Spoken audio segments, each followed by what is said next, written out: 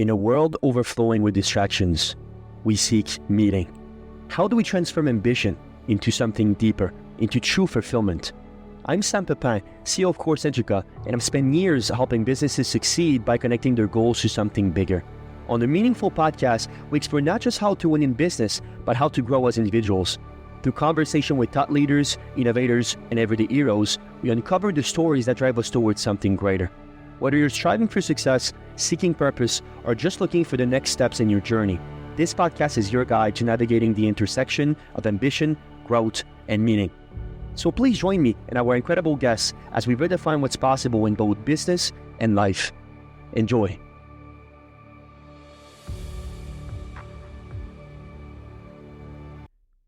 In times of extreme darkness, focus on the light. Welcome to the Meaningful Podcast. I'm your host, Sam Pepin. Today we're diving into the parallels between sports and business, the lessons of failure and resilience, and the power of authenticity in leadership.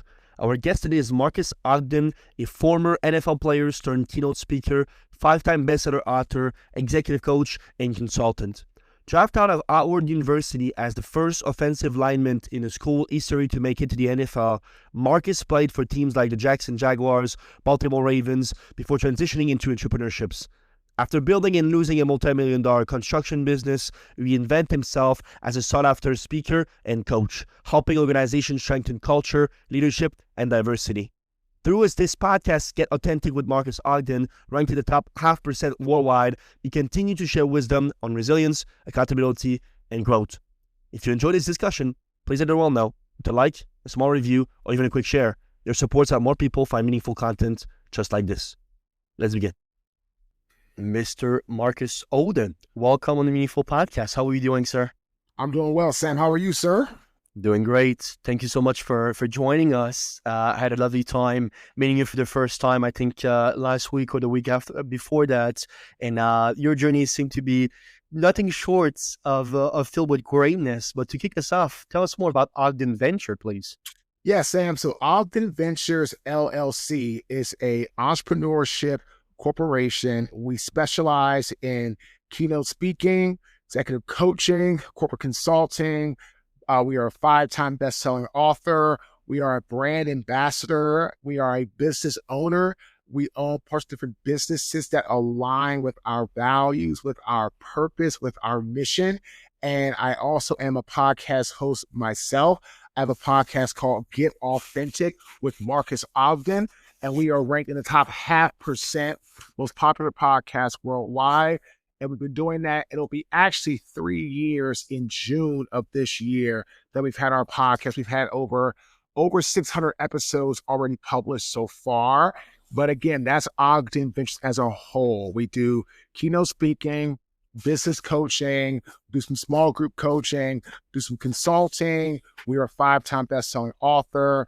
We are a brand ambassador and business owner, different businesses that align with who we are and what we believe in. And then we have also the podcast, which is titled Get Authentic with Marques Ogden.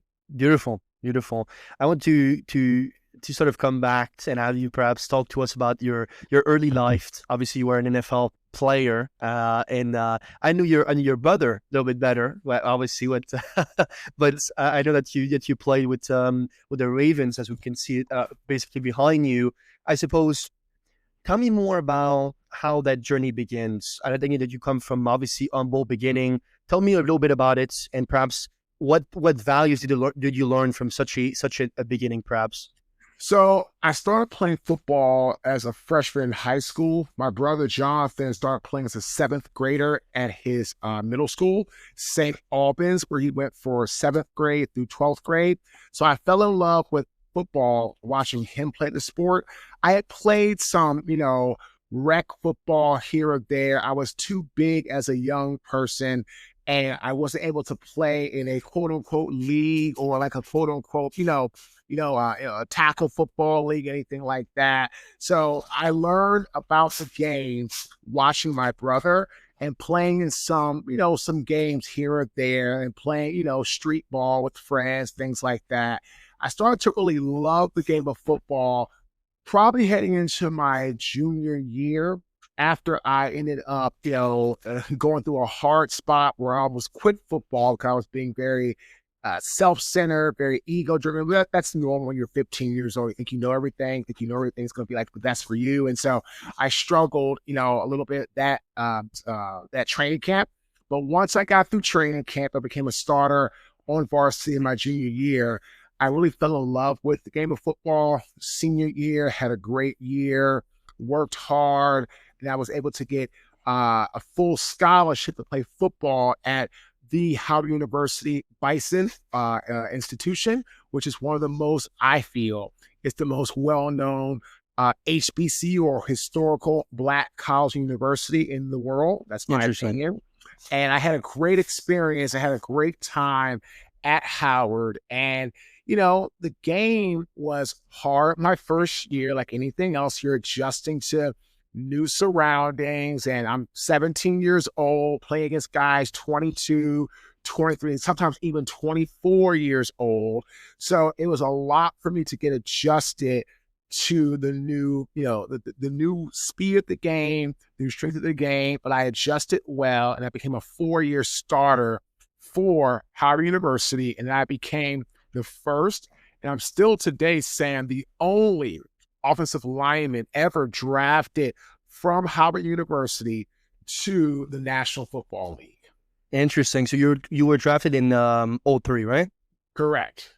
Very interesting. So perhaps tell me more about how did your early life in NFL experience shape your approach to challenge and opportunities, perhaps? What do you think are the biggest lesson you took from that career? So when I was a rookie, I learned a couple of things from my rookie head coach, Jack Del Rio, who was a player himself in the National Football League. He played his college ball at USC. He was a fantastic middle linebacker for the Trojans, played in the NFL predominantly for the Minnesota Vikings as a hard-nosed, hard-hitting Mike linebacker. And Jack talked about two big things. Number one, be your own CEO. Be your own chief executive officer. Jack talked about that, and I actually talk a lot about that when I do keynote speeches or presentations or we do talks for clients. I talk about be your own chief executive officer. Don't wait for Sam or Marcus or Jack or coaches to tell you where to go, how to get there early, how to stay late, all these things. If you're going to be a professional, if you're going to actually want to push yourself to the next level of success, you're going to have to be self-inspired and a self-starter and an individual that's all about getting yourself going without others having to tell you what to do, where to go, where to be. So it was really challenging for me because when I left Howard, I had never been tested like that, but I knew it already. It was great to hear, but it was challenging at times because as a young guy trying to make the team, you have to always think about, okay, well, Marcus, you can't wait for the coaches to come. I'm always like, I always want to do what the coaches tell me to do. But what Jack was saying, do that, but also take the initiative and do more on your own and more by yourself. And that was huge for me. And so that was one thing. And another thing I learned from Jack is be confident, not arrogant. So as Jack said, confidence is talking good about yourself behind closed doors to give you that boost of reassurance that when it's time to get something done, that you can execute at a high level. But he also said arrogance is talking a lot of quote unquote hot air and trying to always be something or someone that you can't be because you truly don't know what's going on, but you try to come across as someone that knows everything. And he said, arrogance is not going to get you very far in the National Football League and for the Jacksonville Jaguars, but being confident and showing the veterans that you are a team player, that you are a player that can make plays when your number's called, that's big. So I learned a lot about that from Jack, like I said, as a 22-year-old rookie. And I had lots of great coaches in the National Football League, Brian Billick, Jeff Fisher, Mike Mularkey, Dick Duran. I mean, I had some phenomenal head coach and I had guys like Mike Munchak was a position coach for me. He was a great NFL lineman for the Houston Oilers. I had Jim McNally, who was a phenomenal coach in the National Football. He actually coached Anthony Munoz, Hall of Famer from the Cincinnati Bengals. So I had a great plethora of amazing coaches. And when I tell people, football and business, right, Sam, are not that different. You just have to learn how to navigate the different fields and the different, environments that you're in when it comes to playing in the NFL and it comes to wanting to start a business or be a leader in a business, whatever the case may be. There's lots of similarities between sports and business as long as you pay attention. Yeah, let's dive deeper into that. I recall a lot of athletes tell me about this concept perhaps of the highest level. All type of competition is quite similar to one another. I want to talk a little bit about your entrepreneurial rise and fall. So do you remind me of when you retired from football? You were 26, I think. 2008. I played in 06. I played in 07 and retired in 08. Okay, interesting. So at 27, perhaps you founded what seemed to be your first enterprise, correct? Yes, correct. Which was Caden, basically Premier Enterprise, and it was a construction company, perhaps. And you had rise and fall within that, which I think are very interesting to explore. You experienced sort of rapid growth, and due to what we would perhaps call a failed business and years, lost business and actually filed for bankruptcy after losing nearly $2 million in 90 days. I'm really interested in hearing you talk about when you think about some of the lessons and I suppose some of the similarities with football of this concept of rapid rise and fall. What can you tell me about, I suppose, how that shaped your overall understanding of what business was moving forward after that first business venture? So what I learned is business, like anything, every opportunity, every job you do stands alone. And that was my problem, Sam, because the job that put me under, I had worked for that client before. And that client paid me early, gave me resources. They took care of me on the jobs prior to the one that I went out of business on. So basically, right, Sam, I just dropped my guard.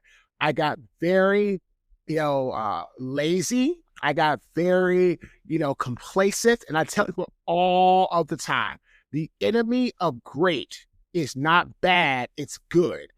I'm doing good. I'm doing okay. I'm doing all right. Well, that's not great. That's not, stupendous or outstanding or amazing. And I was doing good, right, on that job until it became where the job had a snag. And instead of getting a signed change order from my client, like I should have, I just took their word, took a handshake, shook their hand and said, thank you very much for getting us paid when we're finished. So I took them at the word, did all the stuff that I was supposed to do very aggressively, very efficiently. I was on a wage scale job. I was spending hundreds of thousands of dollars a week on equipment, manpower, stumps, stone, you name it. I was spending all kinds of money, hundreds of thousands of dollars sometimes a week, just to keep that site dry. And when it finally dried, I said, thank you very much, Mr. Client, Mr. Client, Mrs. Client, however you want to call it. Thank you. And now, can I get paid? Here is all of my documentation to showcase to you what I've done. Here's our wage scale, work reports for our employees. Here's all the equipment. Here's all the material. Here's all the overtime. Here's all of the stuff we did with the trucks, the minis, the fuel, you name it. Here's everything. Pow. And it said, fantastic job, Marques. Great work. The site is dry, but because you did not get a signed change order from us, this does not give you any position to get paid back your money, and you do not have anything that will hold up in court. And we wish you the best of luck. And I'm sorry, but we're going to deny your change order. And that, Sam, is what sent me shortly thereafter into a Chapter 7 complete bankruptcy after the bank on December 23rd around 8 o'clock at night informed me, right, Sam, they were shutting down my lines of credit. They were shutting down my equipment line. They were shutting down my credit cards, and everything that I owned, they were going to be coming after beginning January 1st of 2013.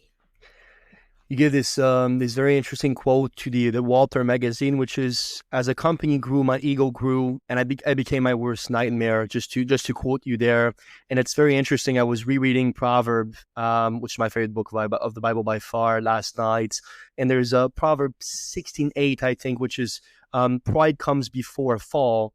It seems to me like that's very much applying to that, perhaps that situation of yours. Tell me about, for me, sentimentally, when you get to that client, perhaps, and you said, "Hey, here's all my documentations, here's everything that we're doing. Can I get paid now?" And they say, "No, you won't." Tell me more give me a full picture of how you felt at that time before perhaps being able to foresee the collapse. So before the collapse came, I was full of ego. I was full of pride. I was full of, I call it the personality ethics, where you live by rage or wrath or lust or anger or envy. And I constantly was praising myself all of the time. And one of the things I tell people, if you look at it in this regard, is I ended up not being able to protect myself from myself. Mm-hmm. That was the biggest problem. And I spoke in Brookfield, Wisconsin earlier this week for IAG Wealth Partners, a very successful woman-owned financial planning firm. And they had a little breakout session titled "Protect Yourself from Yourself." And I love that because, Sam, that's where I went wrong. So I was just gaining this massive ego. I was gaining this massive bravado. I was gaining this ability to really just see and feel I could do nothing wrong. I was always right. If you tried to tell me something, I would literally tell you that you don't know what you're talking about, or you're not me, so don't tell me what to do. And I just constantly, right, Sam, lived a life of just feeling I was always right. I was always best. I was always the smartest. I was always the brightest. And it just caught up with me. And so before the fall, I had tons of pride. I had tons of ego. I had tons of egotistical behavior. And again, there's a great saying, I think it's in Job, right? In the Bible, right? In the Job verse, is that, God giveth, God taketh away. So that's in Job, and I'm really, I took it all the time. That was my life. That was the reality. I was somebody that God gave me everything I could ever want. A great business, lots of money, all these things. But instead of appreciating it, I took it for granted. I expected him to keep giving me things and me just treat people incorrectly, me treat people harshly, me treat people unfairly, and get away with it. And no, that's not the case. And I got exactly what I deserved when God took everything from me, and I had to move to Raleigh, North Carolina with $400 to my name. Wow. So the business collapsed, and you worked as a custodian, perhaps earning $825 an hour, which was interesting. That's a direct citation from you, by the way. In obviously, this marked a turning point. It can only mark a turning point at that time, leading to sort of rebuild your life and your career. I'm really interested, and I always ask this question when I have great stories like yours of rise and fall. But for you, how did you perhaps find the strength and motivations to start over after such a significant setback and after a somewhat of an identity crisis, right? From pride and I can do no wrong to then everything collapsing. So, Sam, for me, I tell everybody the only way we can change, in my opinion, we have to accept what we've done wrong, right? You can't just acknowledge and say, I know I did that wrong. I'm aware I did that wrong. I'm cognizant that I did that wrong. That's not enough. You have to accept it, which means you know you did it wrong. You're going to own it. You're going to fix it, be responsible for it, and then move on. And I did not accept my business failure because I constantly blamed everybody else except for me, my business partner, my employees, the city of Baltimore, the developer, the owner, you name it. I blame everybody but Marques. And I talked about this a lot because I heard in one of Darren Hardy's great audiobooks, there's two magic factors to a person's success: consistency and the person that they see in the mirror. Consistency is you showing up and being dedicated and disciplined every day, no matter what.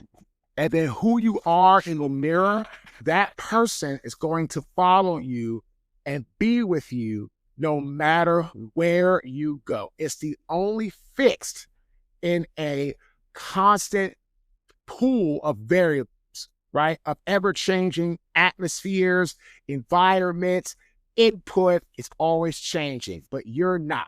So I tell people you have to learn to accept things in your life. So for me, once I hit rock bottom as a custodian and I had my rock bottom moment, which is a spoiled milk moment where somebody's trash, rotten meat, nasty, protruding, horrible smelling garbage, right, Sam, got all over me. That was my wake up call to say, okay, if I don't change, then I will be here for the rest of my life. I'll continue to find excuses. I'll continue to find outs. I'll continue to find, people to blame.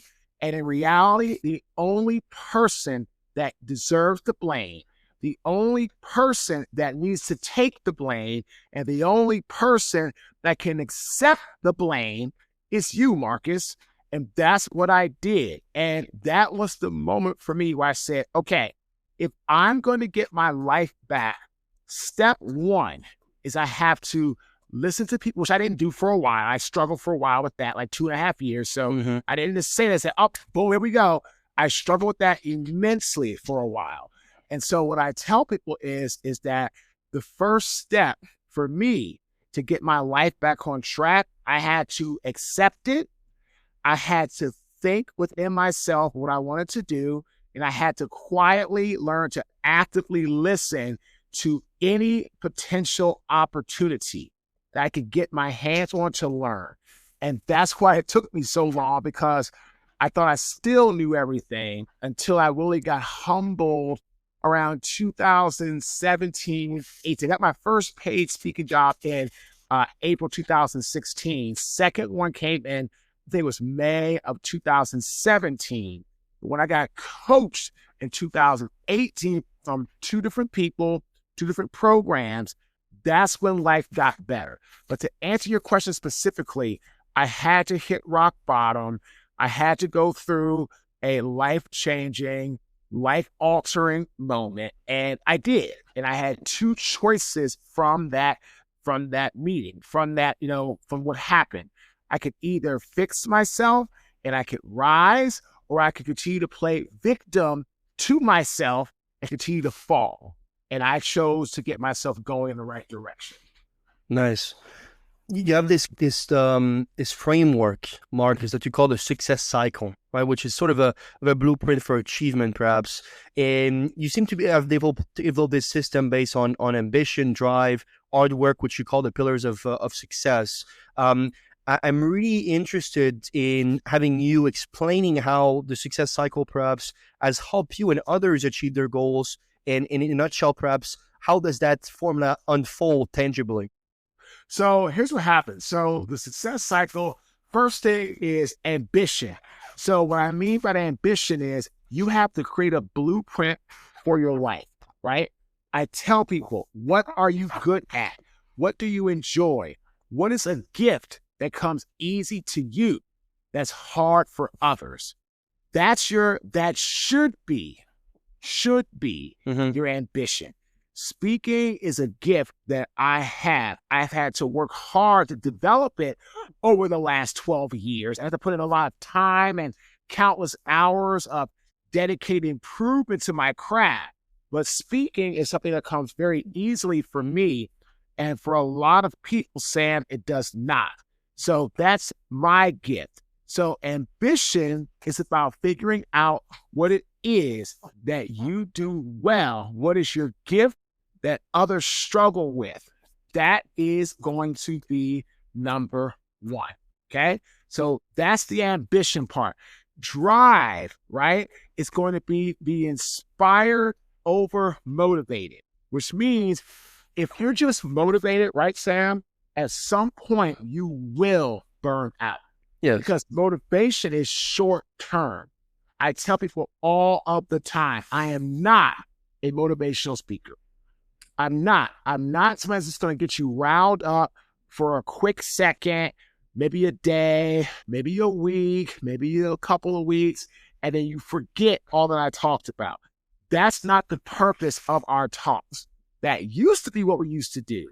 And that's why we struggle for so long to get to the point where we are today, speaking on larger stages, having amazing clients like Mass Mutual or PIA with the Professional Insurance Agents of Arkansas or the North Carolina chapter, or working for clients like FinTech 2025 Fayetteville State, going to go down to Fayetteville State in October, or FinTech Generations InsurTech in Charlotte in June, or all these great organizations, because we're all about the action steps to go along with it.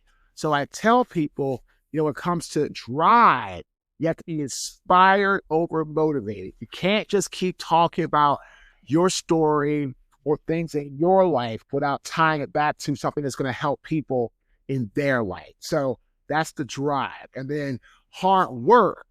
Focus on yourself, not the competition. It's a Sunday. We have a great podcast we're doing here for great marketing, meeting great people, being on your show, being exposed to your audience. I mean, I can trace lots of work for our brand back to several podcasts that I've done over the years. And a lot of people say, Marques, well, how is it that you're always getting found for opportunity? Marques, how come you're booking a lot of these jobs? Marques, what's your secret? I'm like, well, there really is, quote unquote, no secret.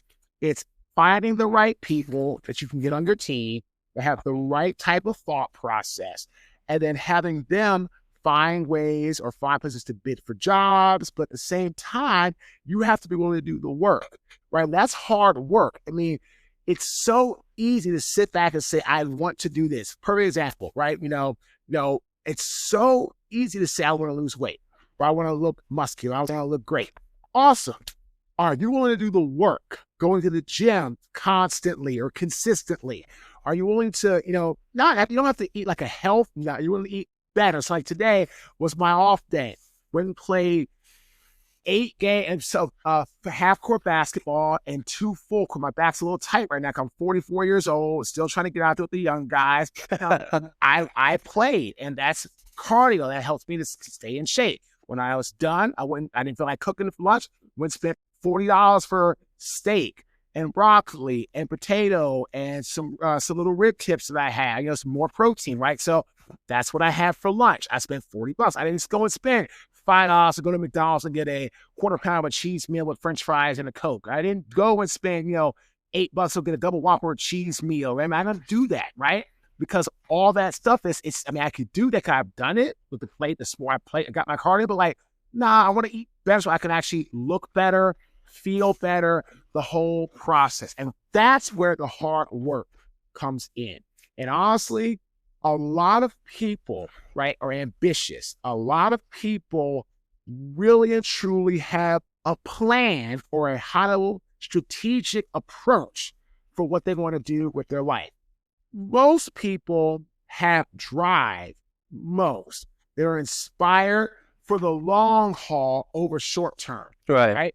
That's how they think. They're more over the long term or inspiration or inspired over the short term. But where most people fall off in the success cycle is the hard work. Because I don't care. That's tactical. That's boots on the ground, right? For me, that's like saying, okay, I want to look great. That's awesome. What's your plan? Go to the gym and do this and do that. Great. I'm inspired to have my health be the best for the long haul. Drive. Great. But I can only talk so much ambition. I can only talk so much drive. At some point, the work has to be done.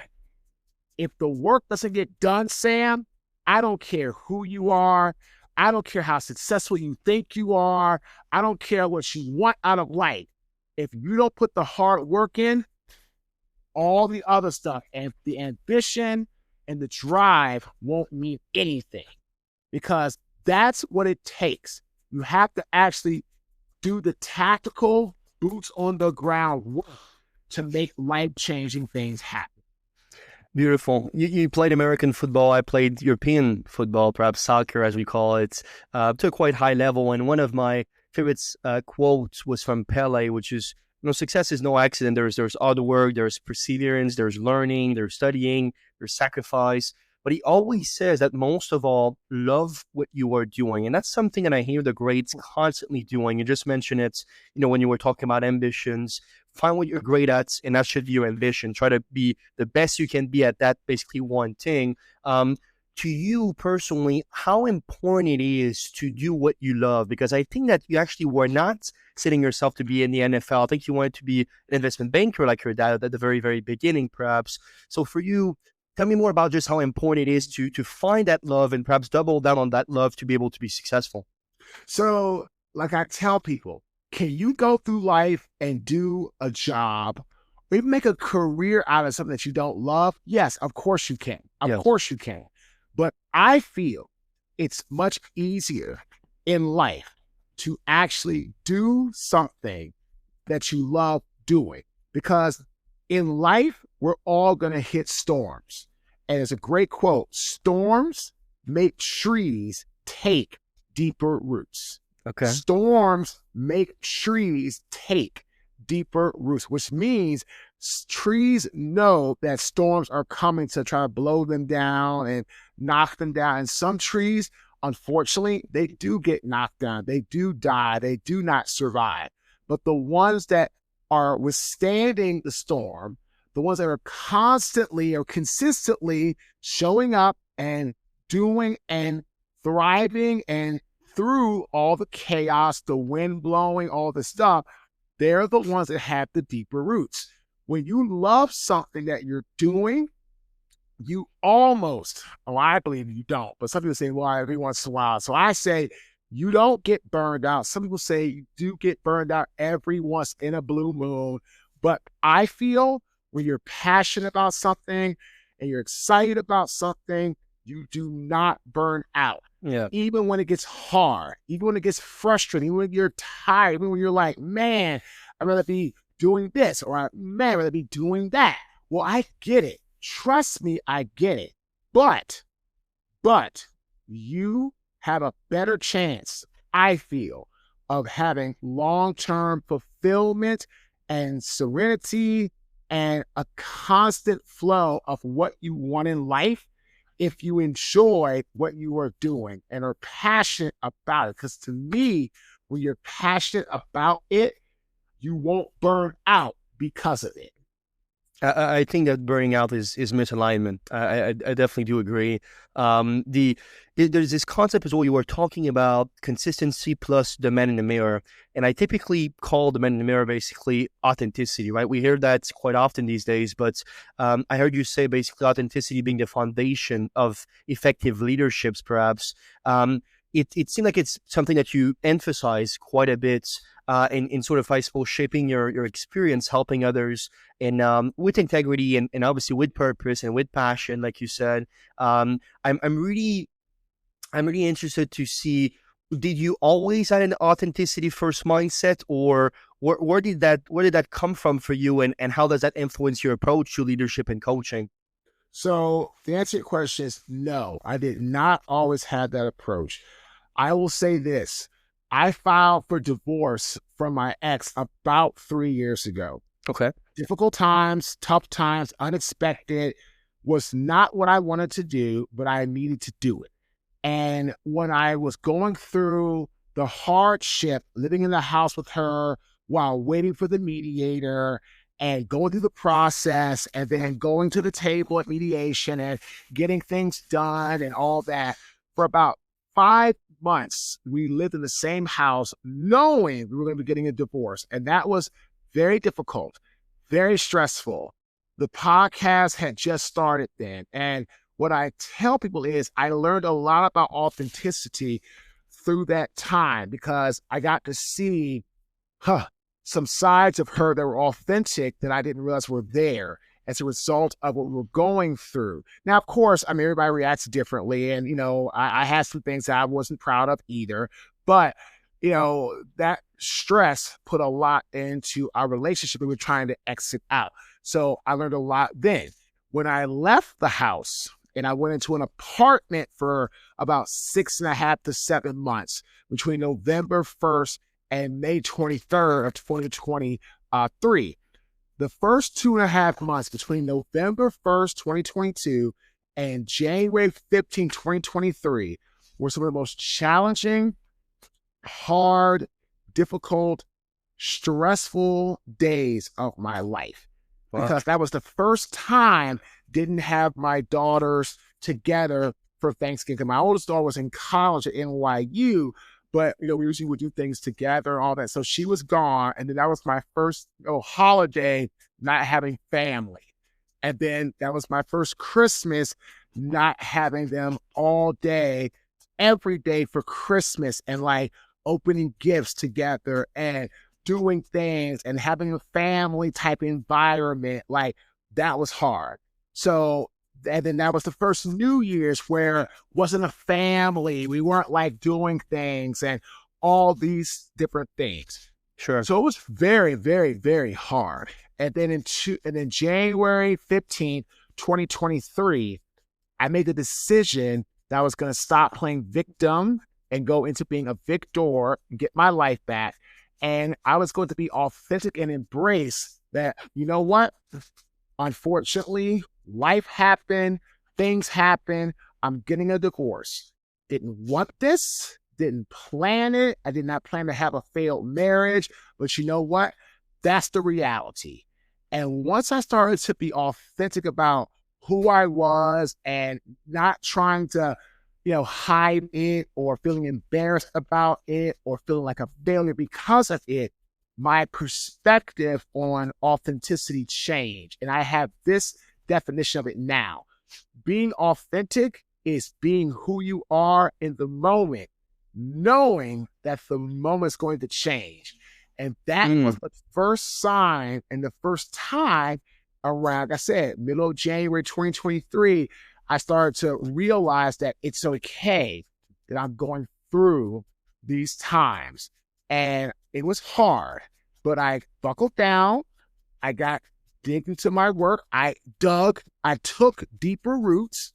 I was able to buy my dream home May of 2023, having to pay off about $40,000 of debt that I didn't realize, and taking care of this, and while still trying to run a business, now I'm paying child support. Now I'm trying to go through all these things, and I'm trying to buy a $500,000 home 2 years ago as an African-American male in the Deep South that does not have a W-2 job.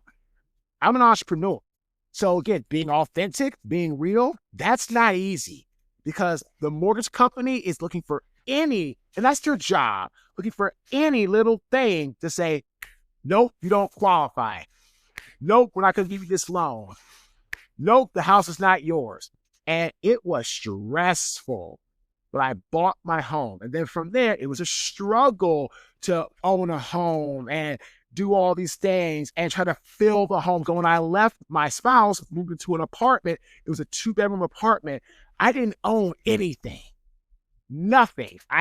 All I owned was my clothes, a couple of trinkets like this awesome thing behind me or this picture over here, a few trinkets. Sam, that's it. Wow. No computer, no laptop, no furniture, no desk I have now, no couch, and all this I have in my house now I'm so grateful to have. None of it when I moved in. I had a dishwasher, a microwave, a stove. I had to buy a refrigerator. I had to start over, Sam, from complete square one. But that, my friend, is authenticity. I'm not going to sit here and tell your audience that I've had this easy life, even through finding my stride in speaking. Going through the divorce 3 years ago was challenging. Trying to go through all that. Dating was challenging. Trying to go through all that as a guy in your 40s. Now I have a girlfriend, and it's amazing because she and I get along. We have this great relationship, and she knows me. I know her. And like you said, alignment. Yes. That happens in business. It happens in personal lives. That's why people get divorced. That's why they separate from partnerships, because the alignment somewhere gets thrown off.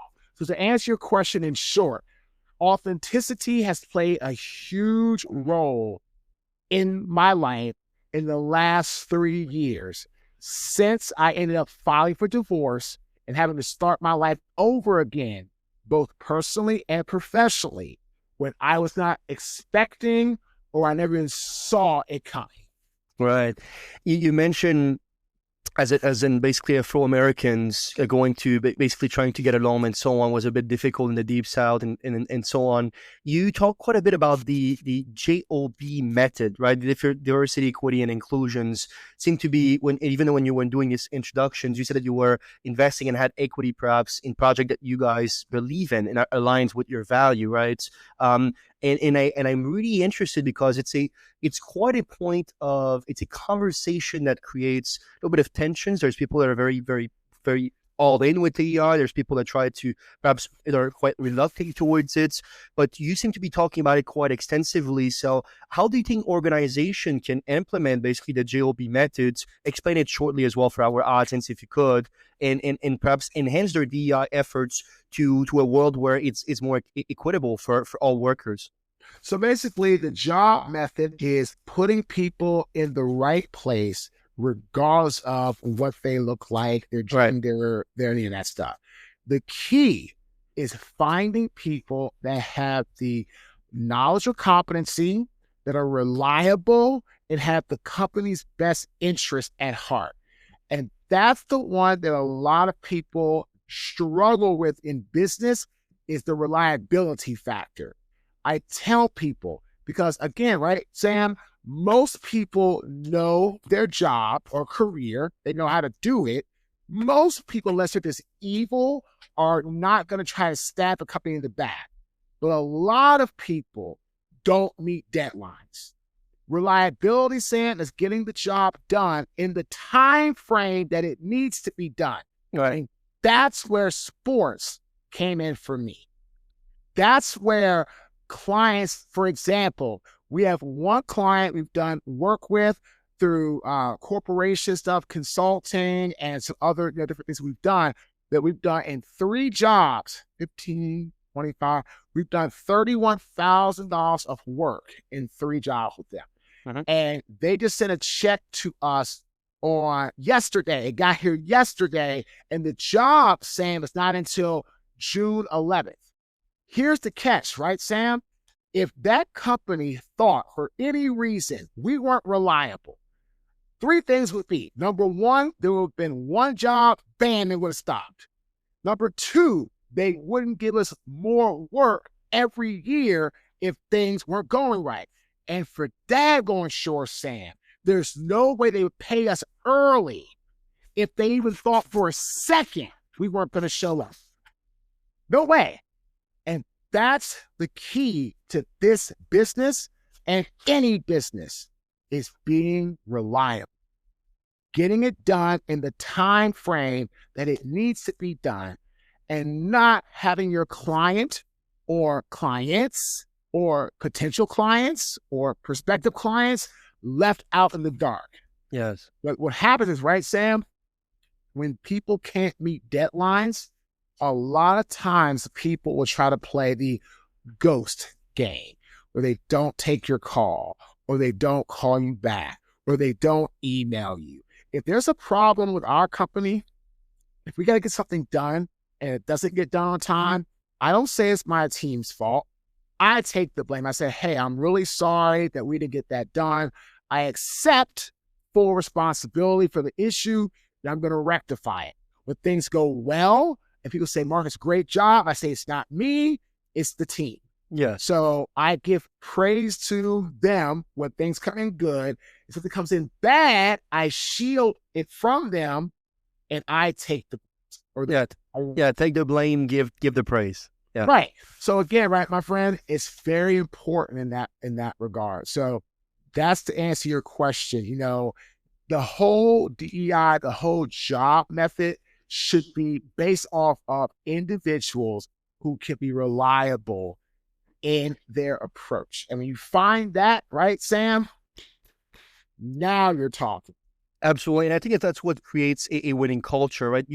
One of your speaking engagements, you were drawing some parallel with your time with the 2000s Baltimore Ravens, and discussing the importance of a positive, basically, company culture for perhaps for growth and for sustainability as well. I always love this quote by Peter Jugger, which was culture eats strategy for breakfast, right? Culture is something that moves a whole organization forward. It's not a moment, it's who we are. It's based on your identity, perhaps. And obviously in a football team, I mean, culture needs to be at the pinnacle if you want to have a high chance of succeeding, specifically over time. I'm wondering, for your company, for building a company these days, what are the key elements of a successful and sustainable company culture, and how can you guys perhaps help with basically putting that forward? So culture comes from people that have the underlining theme, mantra of the organization as their top priority and their top concern. I tell people, a top performer that doesn't fit the culture is just a top earner, and they need to go. Because if somebody is not fitting the culture, right, a performer will fit the culture. The performer will make the culture better. An earner, all they care about is their commission, their check, their money. And that's not an individual you want around your team for the long haul, because it can end up damaging the team at that sweet spot of trying to grow to the next level. So we talk a lot about leadership. Don't be a self-absorbed leader, because that causes self-destruction. We talk about how, as a leader, you have to excel at things like this: attributes over skills, like, grit, perseverance, determination, over just your skills you could do externally. Internal providence is going to be a lot more important than external abilities as a leader. The second thing is move your horizons. So many people get caught up on problems, challenges, and they try to attack it in all one big fail swoop. Problem with that is, most challenges are not designed to be remedied that easily. If they were, we wouldn't call them challenges, we would call them hiccups or bumps in the road. So you have to move your horizons, or basically you have to approach getting things done one action step at a time. You cannot solve a huge, gigantic problem all in one fell swoop. Again, if you could, we would label it a mishap, a hiccup, or a bump in the road. And third thing is you have to embrace dynamic subordination, which means we don't know everything. We as leaders sometimes try to come across that we know everything, that we have all the answers, and we don't. And that's okay. And what I try to tell people is let your team come in there with their ideas, with their thoughts, with their suggestions. Let them contribute. Let them help out. Let them give some insight. You don't have to always come up with all the answers. For example, we were running some stuff with our team through reach out through LinkedIn. I hired a chief marketing officer, came in, and we were having a tough time. It took us about 2 weeks to get some messaging down to start getting out to people, trying to connect with them on LinkedIn. It was painful. It was a lot of back and forth. There was a lot of shifts in the kitchen. After about a week and a half, 2 weeks, we finally got it done. And now we have a live appointment setter that does appointments for us. And we're now starting to see, we put out 50 messages or 100 total, 50 for me and 50 for my team member, Danny. We've got 100 messages total. I think about 10 to 15 have accepted our friend request, and we're starting to building relationships. And I tell people all the time, to have a great culture, master this key element. Build rapport with the people you work with. That's how we get on with Mass Mutual. That's how we're now doing. So this we have our second job coming with PIA. Now we're going to the North Carolina chapter. We spoke for PIA in Memphis back in May, early this month. We just got hired by PIA North Carolina for almost double the fee here in Winston-Salem, North Carolina, which is only about maybe an hour from me, hour 15 or tops. And now we are building an even stronger rapport with the other PIA chapters all across the country. Because now we're doing what? We're showing up, meeting to our calls. We're going to be giving them what they need documentation-wise. I mean, we're following all of the steps that are necessary. And I tell people it has to come down to your ability to show up and show out when the time comes. So absolutely, culture eats strategy for lunch.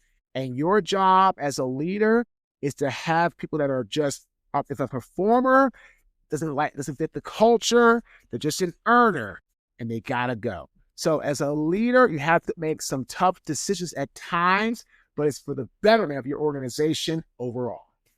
Incredible. Marques, tell me more. What's next for you? What are your future goals, and how do you plan to continue making a difference? So we're building up our inner game community. We are launching it on Alex Hormozi's platform school. Nice. Coming along great, and we're all about helping people scale and have the mindset to do so, but also learn to tap into your, what I call your secret sauce or your inner greatness that can be utilized, right, Sam, to help you to help others. So we really tap into that, on that front. Beautiful. Well, Marques Ogden, was an absolute pleasure to have you on the Meaningful Podcast. And thank you for being so honest and vulnerable. It seemed like it comes so easy to you, but I'm sure there's a lot of work behind it. And I would love if you can share some last words of wisdom with our audience, please. Great quote by Aristotle, who became famous by teaching and or coaching, I'm going to call it, or mentoring Alexander the Great. In times of extreme darkness, focus on the light. And what Aristotle meant was that you who are trying to help others or be better or be more, innovative, you are the light. And you help people that are struggling through darkness by being inspirational, which means what? Breathe hope and or life into someone that's facing a challenge along their journey. So again, in times of extreme darkness, focus on the light. Aristotle, what he meant was we who are focusing on what I call the character traits, honesty, truth, loyalty, sovereigns, patience. We have to be the light to help guide others that are in darkness to the light. So that's what it's all about. Thank you for spending your time with us today on the Meaningful Podcast. If you enjoyed this episode, please leave a review or share it with someone who could benefit from it. And always remember, your story matters. Make it meaningful. We hope to see you next time.